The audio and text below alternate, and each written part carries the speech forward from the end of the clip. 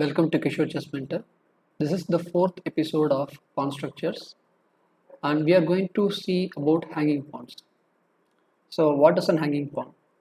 In the position that which we are seeing right now, there are two pawns next to each other. So, wherein like no pawn is supporting the other pawn. Say for example, there is pawn on say c5 as well as on d5. So these pawns, like they don't support each other. Okay, so hence like it is hanging.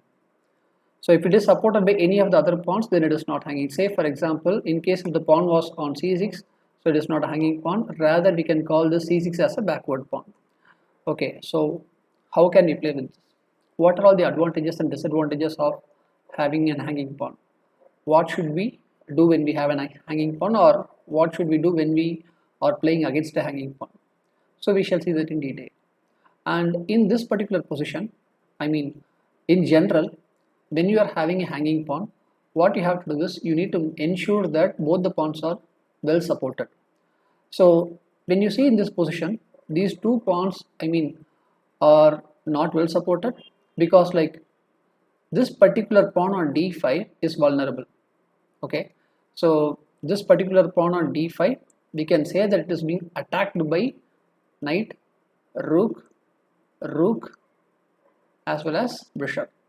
So as such, like there are four pieces which are attacking the d5 pawn, and when we look at the number of defendants, we can say that knight, rook and bishop. So just three pieces defending it, so which means that white has an additional piece which is attacking the d5 pawn, and it looks like the d5 pawn is certainly going to fall off. So what should we do in this position?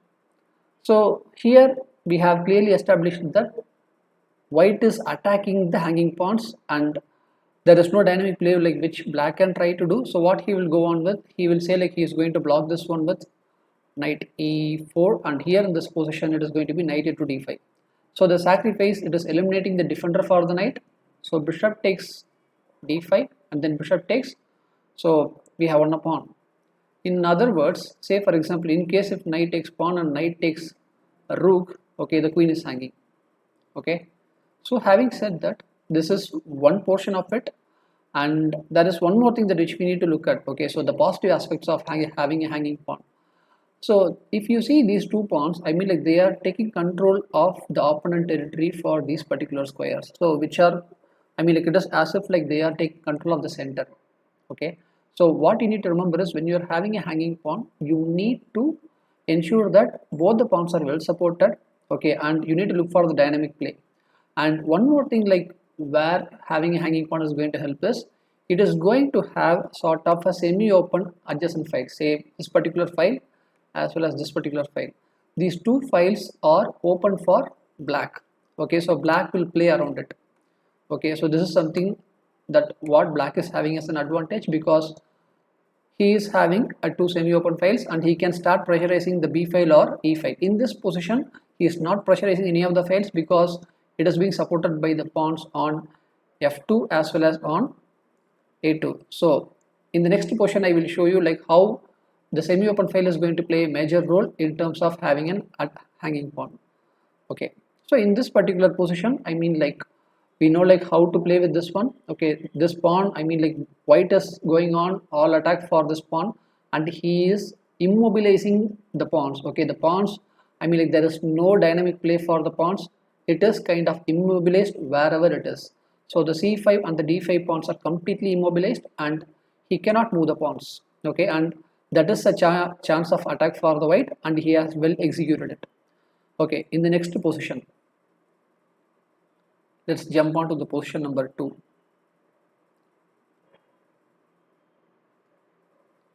Okay, in this particular position, if you see, again it's a kind of hanging pawn. Okay, hanging pawn on the c5 and d5, but this is kind of a different structure, isn't it? Because like in the last game, like whatever that we have seen, there is enormous attack that which white was trying to have on d5 and c5, but here like as such, like we can pretty much see that it is already well defended by black.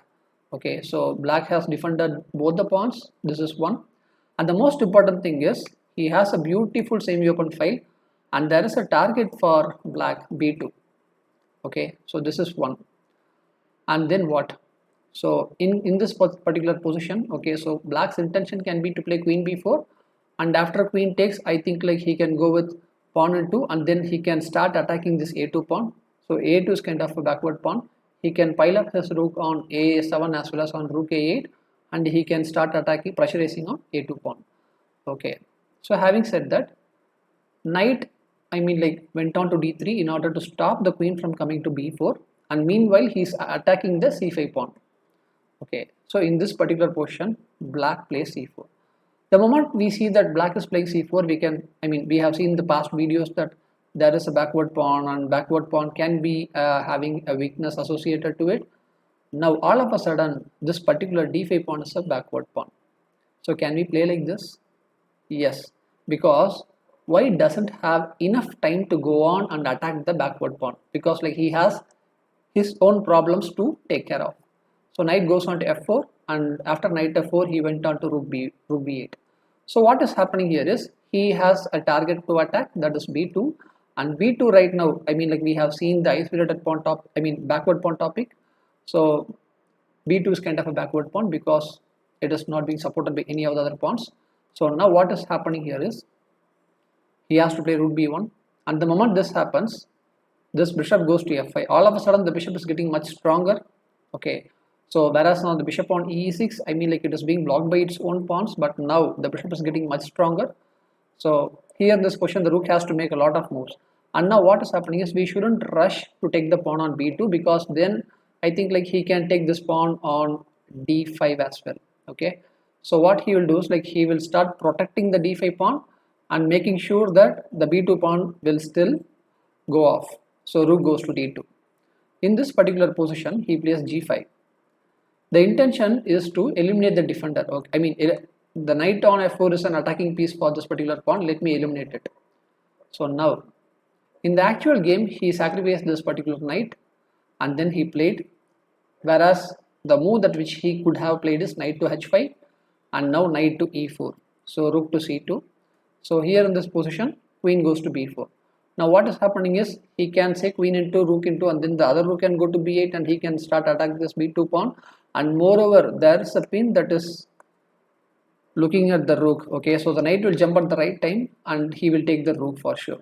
Okay, so I hope you understood this particular video. So the whole point towards having a hanging pawn is, if you are having a hanging pawn, try to make sure that both the pawns are well defended, and the adjacent, say for example the semi-open files, like whichever you are having, try to attack on those two semi-open files. And when you are playing against an hanging pawns, try to make your opponent's hanging pawns like immobilized. So you need to make sure that those pawns cannot move, so that like you cannot have any dynamic pawn play, and then like try to start attacking those two pawns, because those two pawns are not being supported by any of the other pawns. Okay, so I will see you in the next video. Thank you.